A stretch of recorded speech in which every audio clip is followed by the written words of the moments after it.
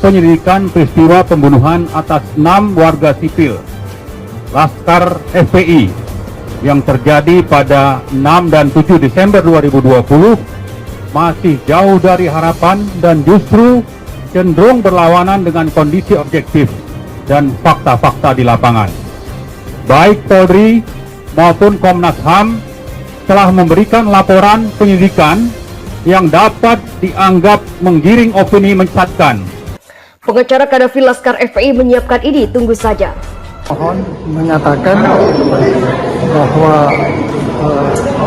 termohon 1 melakukan penangkapan. Iya.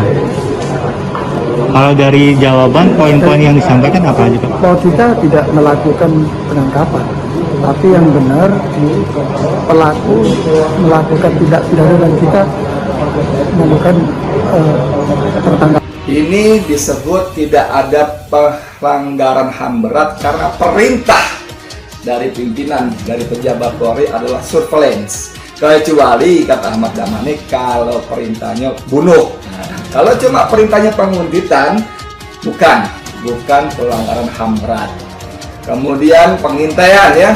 Tapi juga Ahmad Damanik di diskusi ini menerima saja penjelasan polisi kenapa polisi melakukan pengintaian. Karena masih ada 2 panggilan polisi lagi yang harus dihadiri Habib Rizik Syihab.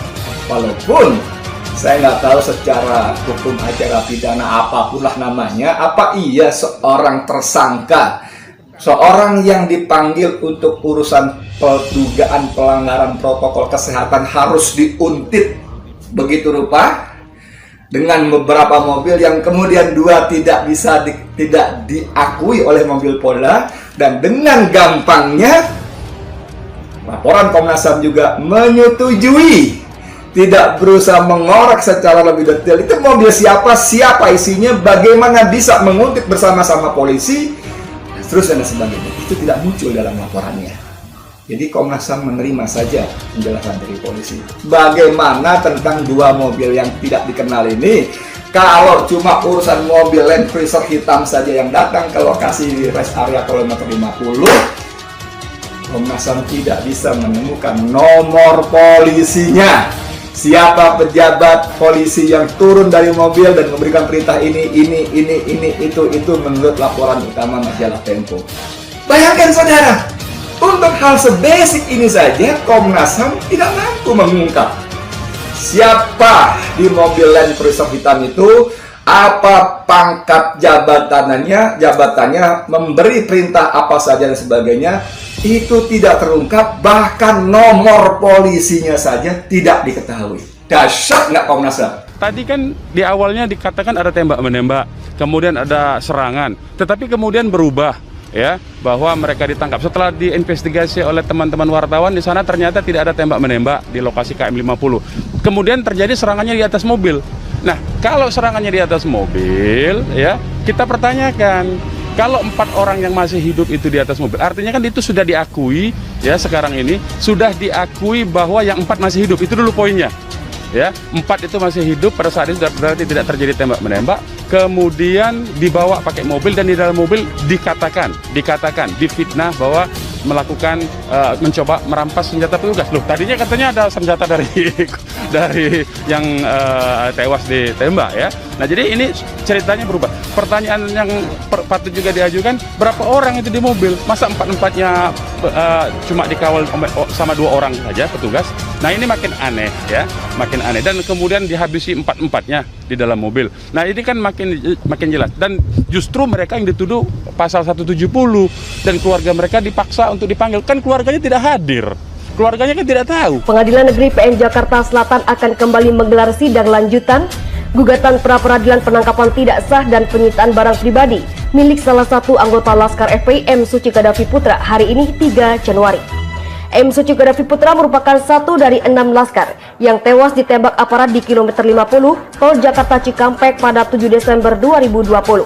Adapun sidang hari ini beragendakan pembuktian dan pemeriksaan saksi dari pemohon atau pengacara keluarga Qaddafi. Hari ini agendanya pembuktian dan pemeriksaan saksi dari pemohon, ungkap pengacara keluarga Qaddafi Rudy Marjono saat dikonfirmasi Rabu.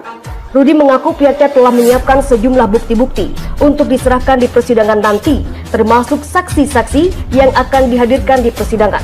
Saksi-saksi itu bisa berasal dari keluarga atau kerabat korban.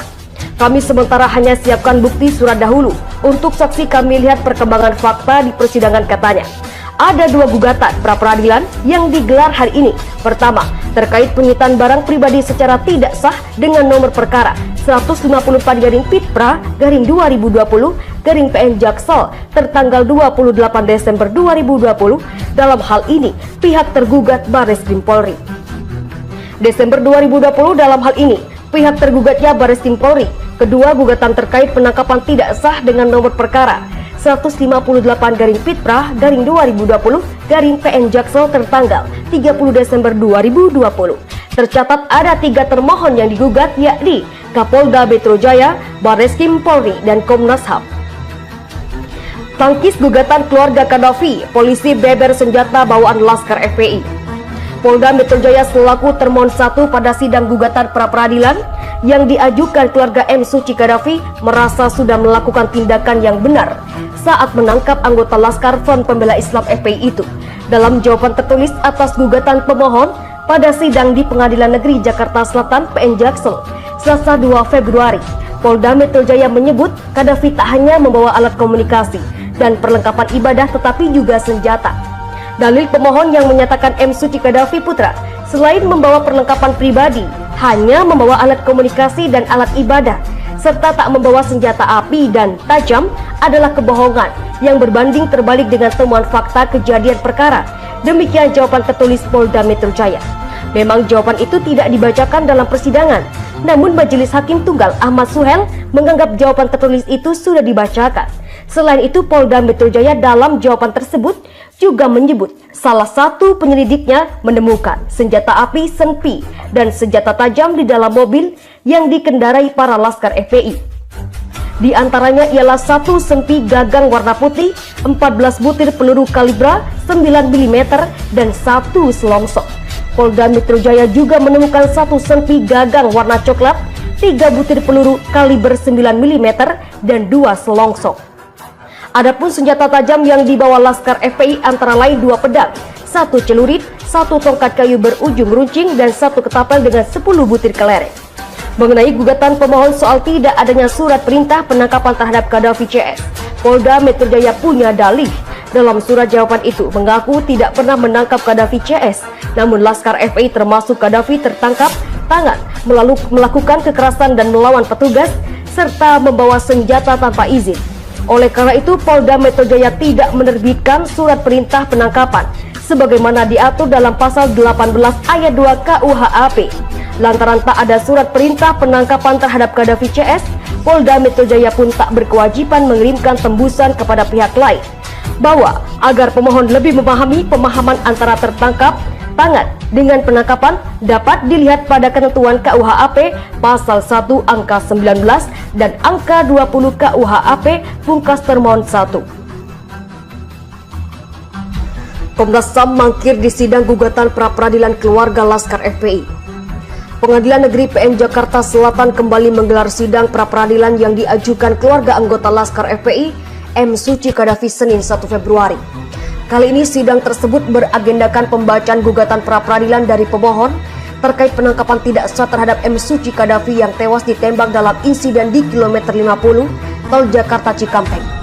Berdasarkan pantauan jpnn.com, sidang yang digelar pukul 10.30 WIB itu dihadiri oleh pemohon atau pengacara Qaddafi, Rudi Marjono, termohon 1 dan 2 dari Polda Metro Jaya, serta Barreskrim Polri. Sedangkan termohon 3 atau Komnas HAM tak hadir. Meski begitu, Hakim Tunggal Ahmad Suhel memimpin jalannya persidangan, menyatakan gugatan tersebut dibacakan. Sudah terima surat gugatan pemohon. Para termohon tanya hakim di persidangan Senin 1 Februari. Termohon 1 dan 2 pun mengatakan kalau mereka sudah menerima surat gugatan pra-peradilan tersebut. Oleh karena itu, hakim lantas menyatakan gugatan itu dianggap dibacakan. Setelah sebelumnya, para termohon menyetujui kalau gugatan itu dianggap dibacakan sebagaimana yang ditanyakan hakim. Kemudian Majelis Hakim pun menunda sidang hingga Selasa 2 Februari 2021 esok dengan agenda jawaban dari termohon atas gugatan pemohon. Selanjutnya pada Rabu 3 Februari 2021 nanti dengan agenda pembuktian sekaligus saksi dari pemohon. Lalu Kamis 4 Februari 2021 mendatang agenda persidangan pemeriksaan saksi dari termohon.